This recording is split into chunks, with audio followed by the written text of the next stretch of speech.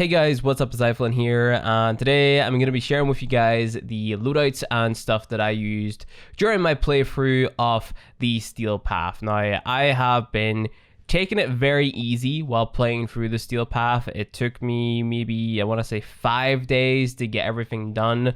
I was playing at a pace of about maybe 2 or 3 planets per day, and honestly, it wasn't too difficult. There was a lot of videos that I watched prior to myself jumping into Steel Path from other, creators and stuff like that who were saying, oh, you can't use this, oh, you can't use that, oh, you can't use this thing. But honestly, from my experience, I found that to not be true.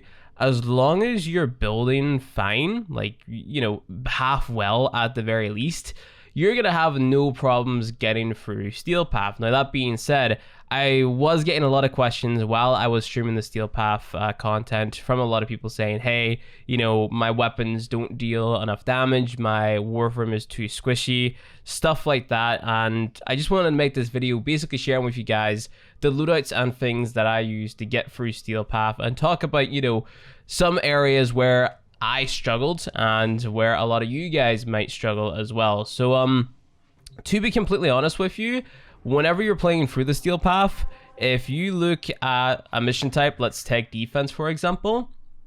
If you're jumping into a defense mission with the likes of Gauss or Naros or something like that, chances are you're going to fail. Not because you're going to die, but because the defense objective is going to die, right? So you should be bringing a frame which is worthy of or is going to perform well in a certain type of game mode, right? So if we're talking, again, in the context of defense, you want to be bringing Frost, you want to be bringing Limbo, frames like that. So honestly, just bringing a frame that is going to perform well in that specific type of mission, that's going to be how you're going to get through Steel Path. So as long as you have a nice variety of Warframes at your disposal, you shouldn't really have a problem getting through Steel Path. Now, that being said, there are a few shortcuts you can take in terms of dealing a little bit more damage. Let's say if you don't have maxed out prime mods or something like that, you could maybe use a Warframe such as Ash, for example, with his Seeking Shuriken augment to strip away enemy armor.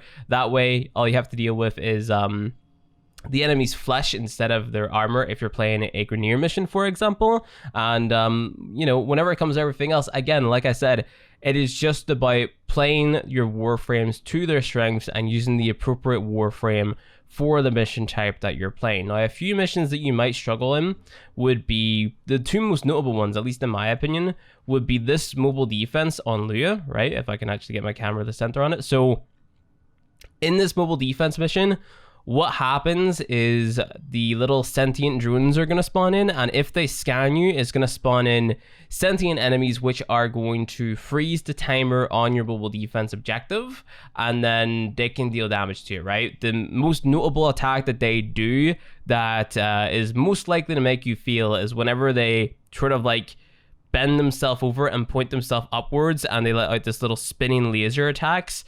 Those lasers melt your HP no matter what frame you're playing, and they will melt the HP off the mobile defense objective. So for this mission, you want to be bringing in your Umbra Excalibur, right? And the reason you want to be bringing in your Umbra Excalibur is because you've got the Umbra mods on, and you can use your Exalted ability, your Exalted Blade, to just melt the sentience, right? On top of that, the Radial Blind or the Radial Howl on your Umbra Excalibur Umbra is what he's called, that is going to strip away the resistances of the sentience instead of you having to go into your operator form to strip away that's the damage reduction, right? So all you have to do, press 2, then press 4, then spam E, and the enemy is going to be dead.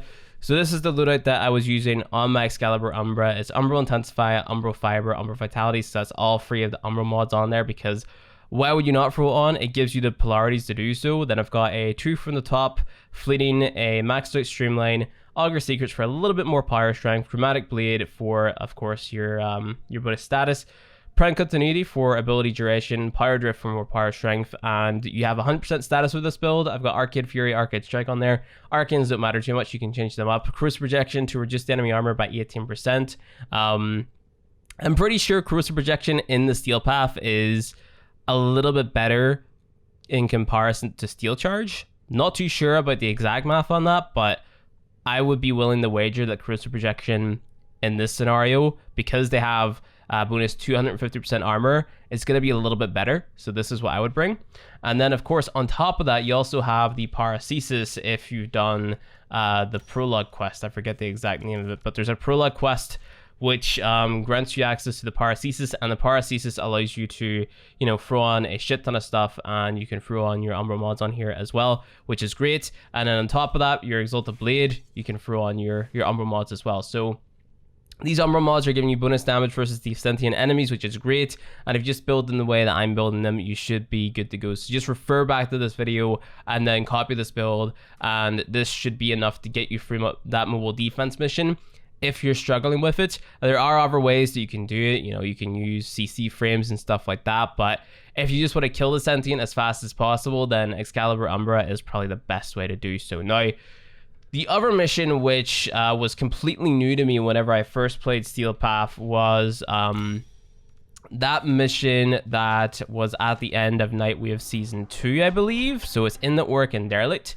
The Derelict Emissary Assassinate. Now, I wasn't aware that this even existed prior to playing Steel Path, but what you have to do is go to the market and then filter it by your keys. So where would that be? Here we go. Keys and drones, and it is your Derelict Emissary Assassinate blueprint. So you want to go ahead, pick that up and craft that, and it's going to take you into a mission with this lizard looking guy. And at first it's going to seem like it is a cakewalk because you can just walk up to him, damage him. He doesn't really deal that much damage. But what happens after that is he goes into like an immunity phase where you have to go and kill an enemy, which is going to drop a lantern. Then you have to pick this lantern up and then walk over to him and then damage him during this lantern phase. And then the lantern is going to go away. He's going to heal off of the additional enemies that are around. So you have to kill them very, very fast. And then you have to sort of repeat that process until he's dead. So what I recommend doing is pick it up Goss. Run this build right here, because this is going to allow you to get from the boss mob and then the mob that drops the lantern and then back again whenever you actually get the lantern. So you run this here build. This is also going to give you your 100% damage reduction and your buffs on your force. That's your attack speed, your fire rate, stuff like that. 306% duration, if I can speak English. That's what you're going to want to use, because that's how you get, of course, these insane buffs and the most uptime possible. So you got velocity and strike on there to, again, buff up your damage, cruise projection to strip away his armor, because you're definitely going to need it because he's got a lot of health. Actually, does he have armor? I can't remember. If he doesn't have armor, then you can swap this out for steel charge. Doesn't really matter either way. But yeah, that build that I showed you should be enough to get you through it. Like, the surviving wasn't a problem for me. As long as you have your 2 up at all times and your 4 up at all times, you should be good to go. Use your 1 to get from point A to point B. And then the Chronon Prime, what you want to do here is, I've got a Riven on there. Replace the Riven for Organ Shatter. Right? And then, instead of modding for Corrosive or Viral, you want to be modding for Gas, because Gas is his weakness. So that is a combination of Toxin and also Heat. So this is what your build is going to like. And instead of having on that Prime Reach on there, you can have that on there if you like. But if you just want to get the boss killed as fast as possible, I recommend running a Prime Smite mod. So Prime Smite Infested, and then if you don't have that, you can go ahead and throw on either Weeping Wounds or a Third Element. It is totally down to you, but I'd recommend the Prime Smite because that's going to give you a ton of damage versus this boss. It wasn't too difficult for me whenever I used these 2 builds, so, you know, take it with a grain of salt. You might have a completely different experience. It might be really difficult for you, but these are the 2 things that I found to be most useful. And then as for all the other content within Steel Path, honestly, whenever it comes to the weapons that I used the Chronon Prime mainly because melee outshines basically everything, and the build that I used on it was basically just the build that I had beforehand, except you'll be replacing the Riven that I had on for Organ Shatter. So it is by Electric Voltaic Strike, and then I had on Prime Reach on there as well to, you know, damage a lot of mobs, but you can swap that out for Weeping Wounds if you like. So this final slot here where Prime reaches, that would be your flex slot. You've got Blood Rush for your crit chance, Condition Overload for your damage, it's calculated the same way that Prime Pressure Point is. Drifting Contact for your combo duration to pair with Blood Rush, Berserker for your attack speed on crit, Organ Shatter for the extra crit. Then you have your elemental mods, and then of course your one flex slot Sovereign Outcast, because you've got a pretty nasty combo if you're holding down the block button and walking forward. It deals a ton of DPS, and that paired with Gauss is basically it for the likes of your capture missions and stuff like that. For exterminate missions, I was using Equinox, right? So I used the same Croonin build. I brought Equinox, and then I just killed a few enemies, stored up all the damage into my 4 while in my day 4. I'm walking to another room, let out my 4 again, and then damaged a ton of enemies. If it didn't like damage them a bit, it definitely killed them. So this is the build that I used on my Equinox. You can change it up a little bit. You can remove Prime Flow for something else because this does have good efficiency on it. I was just too lazy to form it. You can throw on more range maybe if you wanted to. Augur Secrets if you want more power strength, but you don't really need power strength on an Equinox build. So you could modify this, take off the power strength, and just go for more duration, range, efficiency. And it's all based around, you know, the amount of damage that you're dealing to the enemies, right? So you kill the enemies, that stores damage up, and then you release it, and it's going to deal damage to surrounding enemies within your power range, right? So changing up the Prime Flow and the Intensify for more power range or something, that's totally a-okay as well. And then on top of that, another frame that I recommend using was Wisp, because Wisp was good in the defection missions, because what you could do is you could place down your Vitality Mote, and the little guys would pick up the Vitality Mote, and that would heal them over time. So basically all you had to do in the defection missions was run beside them with the Vitality Mote, and that was it. You know, you don't have to kill any enemies, you don't have to CC, because you also had the Vitality Mote, and you could CC them with your free, but the Vitality Mote was constantly healing you, so it's a-okay. You pair this with the Croonin, easy peasy. And then what else have we got? We had Frost as well. A Frost build is something that I wanted to show off, because it's going to depend if you use Frost or Limbo, because I would recommend Frost for defense missions where there is nullifiers, but then missions where there are nullifiers, so any Corpus mission, any Corrupted mission, Limbo is good whenever there's no nullifiers, and Frost is what you want to take whenever there is nullifiers. This is the Frost build that I use just whenever I'm playing Frost, because it's really strong. You just have to stack a few snow globes, so if you just stand still on the defense objective and then spam free, then you're going to have a lot of health for your snow globe, and then you have your chilling globe as well, which acts as a nice form of CC as well. You can use your 4, again, more CC. It's really nice. So this is the Frost build that I use. And then for Limbo, again, I only use Limbo when there is no nullifiers. So this here would be the build that I would like to use. I've got Energy 7 on there, and for some reason I don't have an Arcane on, so let's go ahead and throw a Velocity. I use Limbo whenever there's no nullifiers, because whenever there are nullifiers, because your Limbo bubble is so big, all it takes is for one nullifier to sort of spawn and just start to grow his bubble, then your bubble's completely gone, and you can be melted. So that's why I prefer Frost over Limbo 9 times out of 10. But, you know, you can use Limbo in missions where there's no nullifiers. Grenier, Infested, stuff like that. Limbo is probably going to be a lot better than Frost. So, that is pretty much that.